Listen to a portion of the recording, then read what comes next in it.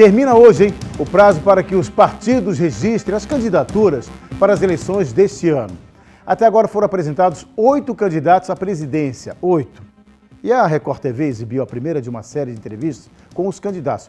Ontem teve uma entrevista ao vivo com um dos presidenciáveis. E quem esteve dando essa entrevista, falando um pouco de seus projetos, um dos candidatos, não pode pedir voto ainda, só pode dizer que é candidato, né? Não pode pedir o voto. A pessoa pode dizer, eu sou candidato, mas não pode pedir voto. Foi o Jair Bolsonaro, para mostrar um pouco das propostas, né, o que ele pensa e o que ele pretende fazer pelo país caso ele seja eleito. E o entrevistado foi ele, Jair Bolsonaro, na Record TV. Dá uma olhada.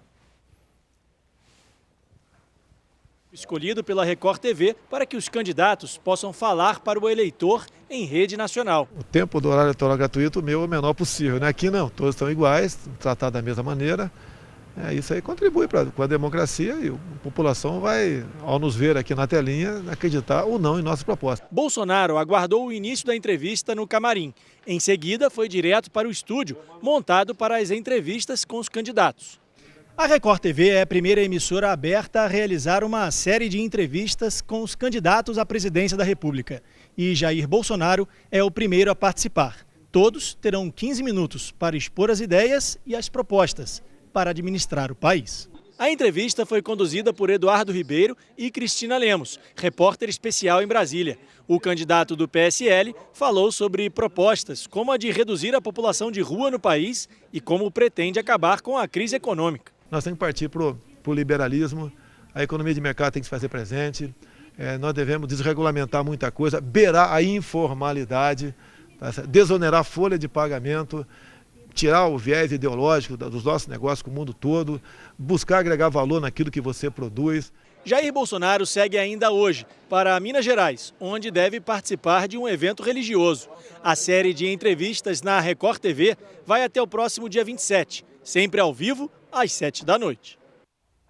Olha, para avaliar a entrevista do capitão do Exército Brasileiro, que é candidato à presidência da República, Jair Bolsonaro, a Record TV, a gente recebe também aqui no estúdio do BG News, o colunista de política do Jornal Notícias do Dia, o Altair Maganhã. Altair, boa tarde, obrigado mais uma vez pela presença. É importante essa série de entrevistas individuais que a Record TV está realizando, que nós também vamos realizar aqui com os candidatos ao governo do Estado e ao Senado Federal nas eleições de 2018. Até para que a gente possa conhecer um pouquinho melhor cada candidato, né? Cada proposta que eles têm para o nosso país, né? E também que repercute em Santa Catarina, consequência. É um formato interessante, Dino. Boa tarde a você, boa tarde a todos que nos prestigiam nessa tarde pela Record News, porque permite que o candidato se aprofunde um pouquinho mais nas suas propostas, né? O debate às vezes acaba se tornando um pouco superficial. A entrevista, a sabatina, como a Record TV exibe pela primeira vez na TV aberta brasileira com os candidatos, hoje inclusive com o Cabo Daciolo, né, do Patriota, ontem com o Jair Bolsonaro, ela permite que o eleitor possa criar um pouco melhor a sua convicção em quem votar. O Jair Bolsonaro, ele mais uma vez apostou naquele discurso populista de fácil entendimento para a população, abordando aí, sempre que possível, temas sensíveis ao cidadão, como a situação da segurança pública, mas pouco se aprofundou em propostas. Usou uma estratégia que é muito comum aos políticos, não só a ele, mas a muitos políticos, que é responder com outro assunto. Uma pergunta, por exemplo, logo a primeira sobre moradores de rua, ele respondeu com geração de emprego. São temas correlatos, mas não necessariamente um relacionado ao outro. Então ele tentou levar a entrevista para aqueles temas que ele mais ou menos gostaria de comentar. Ele, mais uma vez, foi questionado pelos jornalistas da Record TV sobre declarações antigas, frases polêmicas, questões que ele falou há pouco tempo ou há algum tempo maior, né? E aquelas que pegam mais ele em relação à homofobia, ao machismo, ao racismo, temas que ele vem negando com veemência. Mas ele responde o seguinte: eu falei isso num contexto de brincadeira. Enfim, o Jair Bolsonaro, ele me parece, num primeiro momento, um candidato pouco preparado para administrar o Brasil. Pelo menos naquilo que ele vem respondendo em relação às entrevistas e às suas participações nos debates. Ele não apresenta um plano para a economia brasileira, por exemplo, que é, sim, o principal assunto a ser discutido nessa eleição, né? saídas para fazer o Brasil voltar a crescer e principalmente gerar mais emprego. Ele fala num nível muito superficial, ele consegue atingir uma camada importante da população por um discurso simples, mas que beira ao simplismo, né? Beira ao raso. Isso é preocupante. O Jair Bolsonaro, ele é o primeiro colocado nas pesquisas de intenção de voto em um cenário sem Lula. Esses índices foram divulgados também aqui pela Record TV na segunda-feira. Então, quer dizer, Bolsonaro está liderando o cenário eleitoral, mas ainda não apresenta consistência em relação a propostas para o futuro do Brasil.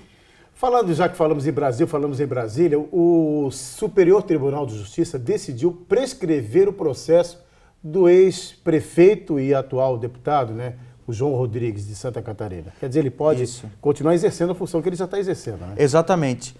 Uma decisão da noite de ontem do Superior Tribunal de Justiça, do ministro Rogério Schetti Cruz, ele permite que o João Rodrigues não só volte a exercer na plenitude o seu mandato, isso porque já há alguns meses ele vinha com a prerrogativa de participar das sessões durante o dia e ter que voltar para a prisão, o complexo da Papuda, lá em Brasília, à noite, né? A partir de agora ele está em liberdade. O que esse ministro do STJ entendeu? Que a pena do João Rodrigues, ela, conforme a defesa, já prescreveu, né? Ele acolheu esse argumento da defesa de que a pena teria prescrito pelo menos até o julgamento do mérito, que está no Supremo Tribunal Federal. Ou seja, quando os ministros do Supremo vão realmente se debruçar sobre esse assunto e decidir se houve mesmo crime em relação a esse processo que tu comentaste, lá do ano de 1999, quando ele era vice-prefeito da cidade de Pinhalzinho, no oeste do estado, ele assumiu o cargo de prefeito e acabou, nesse momento, assinando a ordem para a compra de uma retroescavadeira. Esse processo não ocorreu dentro da legalidade, de acordo com a Justiça, e o Rodrigues foi condenado. Agora, em fevereiro, às vésperas da prescrição do prazo, ele acabou sendo preso. E está aí há mais ou menos 7 meses, então, estava, né, pelo menos até amanhã de hoje, nessa condição de um preso em semiliberdade. Assim que chegar em Santa Catarina, já no limite desse prazo, João Rodrigues pretende registrar a candidatura, ou mesmo, né, os seus assessores vão fazer esse registro de candidatura e ele pretende concorrer a deputado federal, concorrer à reeleição. Então vamos falar já de candidatura, já que você falou, porque hoje é o último dia de candidaturas ao governo do estado também. Hoje vamos conhecer quantos candidatos nós vamos ter ao governo, então? Isso, já estão os 9 registrados, né? Confirmou aquele número de 9 candidatos ao governo do estado que foram registrados, estão registrados, e a gente fez aí um levantamento, acabei de publicar agora no blog do ndonline.com.br e a gente vai também aprofundar um pouquinho mais esses números na edição impressa de amanhã da coluna e nas páginas do ND Online, em relação ao patrimônio dos candidatos. Opa. Uma informação que é sempre curiosa para o eleitor, né? O patrimônio total dos candidatos, ele soma 7.700.000 reais. Pelo menos aqueles valores... Todos os candidatos? Todos os 9 candidatos juntos somam esse valor. Pelo menos aquilo que eles registraram pouco, hein? e mas disseram 7 milhões, que tem. Todos eles? Todos eles. Quem são os candidatos? Olha, o líder desse patrimônio é o Décio Lima, do PT, com 2.070.000 reais. Na sequência vem o Carlos Moisés, do PSL. O Décio Lima é deputado federal. Sim, O Carlos Moisés, ele é bombeiro da reserva, bombeiro, né, militar, sim, aqui em Santa Catarina, patrimônio de R$ 1.838.000 reais. Mauro Mariani, do MDB, deputado federal, aparece em terceiro lugar com R$ 1.568.000 reais. O Gessé Pereira, do Patriota, ele é presbítero da Assembleia de Deus, sim, lá em Balneário Camboriú. Patrimônio dele de R$ 743.000 reais. Gelson Merizio, do PSD, deputado estadual, tem um patrimônio de R$ 722.000 reais. O Rogério Portanova, que é professor universitário, tem um patrimônio de R$ 560.000 reais.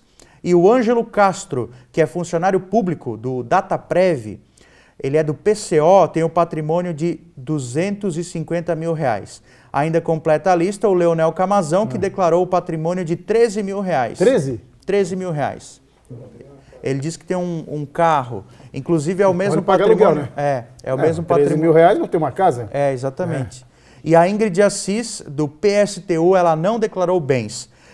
Tá lá no nosso site, pode dar uma detalhada, acessar lá e dar uma detalhada.